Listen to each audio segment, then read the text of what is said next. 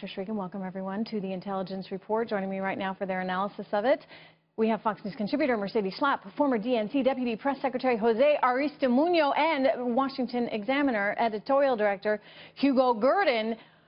Hugo, I'll start with you. I mean, you have Democrats out there right now that are trying to spin this as a huge win for them, which is a little silly, given that they didn't get everything they wanted. I think that in some ways it was a win for both sides, which is kind of what you want right now.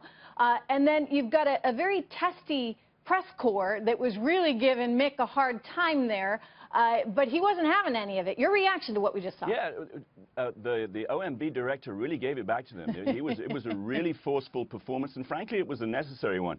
I had Democrats crowing to me last night about the fantastic deal that they got, and they were saying things like, we're amazed, we got everything that we wanted. But actually, if you look at the deal, the point that the OMB Director Mulvaney made, which is that there was $21 billion of extra spending, and in this deal, the administration ended the dollar-for-dollar defense and non-defense spending parity that was part of the Obama deal. So there's actually some quite good things here for the administration to talk about. You know, look, here's the reality of the situation, Mercedes. They weren't prepared to go into a government shutdown right now, right? So you got to make things work, and it means you don't necessarily get everything you want, but you start to set a tone. And maybe this sets the stage, in parts of some of the rhetoric, and we'll get to that in a second, that he came out with today, sets the stage for what happens on September 30th. But the point is, everybody got a little of something. Why are we in this sort of we won, you won? I mean, who the heck cares who won? The point is, the government's not shutting down. Thank you very much. Well, the media loves winners and losers. And if you look at it clearly, I think both sides got something that they wanted. The Democrats obviously are very thrilled that they didn't defund Planned Parenthood, something very important to conservatives, because that's an issue that they've been fighting for a long time. So they view that as a victory.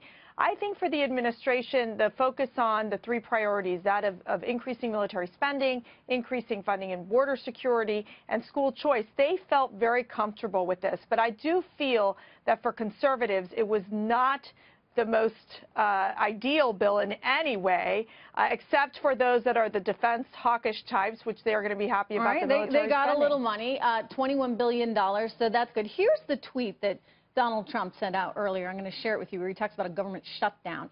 The reason for the plan negotiated between the Republicans and Democrats is that we need 60 votes in the Senate, which are not there. We either elect more Republican senators in 2018 or change the rules now to 51%. Our country needs a good shutdown in September to fix the mess. So it seems as though he's buying himself, Jose, a little bit of time. Right? So you get this one through, and I know you want to claim a victory. I don't think anybody should be claiming victory. I think we should all be happy the government's not shutting down. There you go, period. But now he wants to set the stage for what's going to happen next, and he's putting some of those Republicans that have not wanted to play ball with him on notice.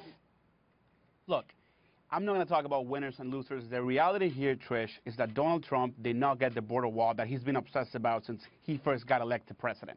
The reality here is that the president, like you just said, he tweeted that he wants the government to shut down. What kind of president is that? The American people don't want to shut down. He needs to govern, and he's not doing that. But I think the point I'm making, Jose, is that that's the ultimate trump card, pun intended, if you would. In other words, people fear the shutdown. Republicans fear the shutdown. Democrats fear the shutdown because it looks like they really don't have their act together.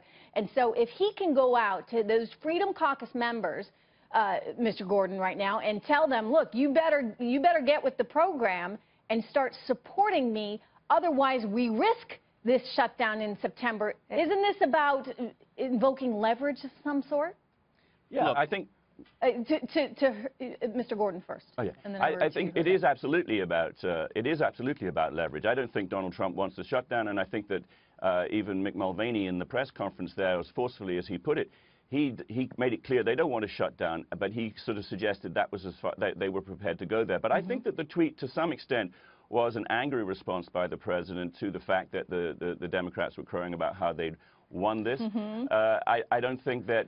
I mean, I don't think it would be in the conservative interest at all to undermine the legislative filibuster. I think that, you know, unlike the Supreme Court, where the filibuster always worked in the Democrats' favor to prevent conservative judges, The legislative filibuster does not, because there are just as many pieces of legislation which conservatives want to stop and which are being pushed by Democrats as in the opposite direction. So I don't think the filibuster is going at all on legislation. All right. Well, Mick Mulvaney, my goodness, he sure came out swinging.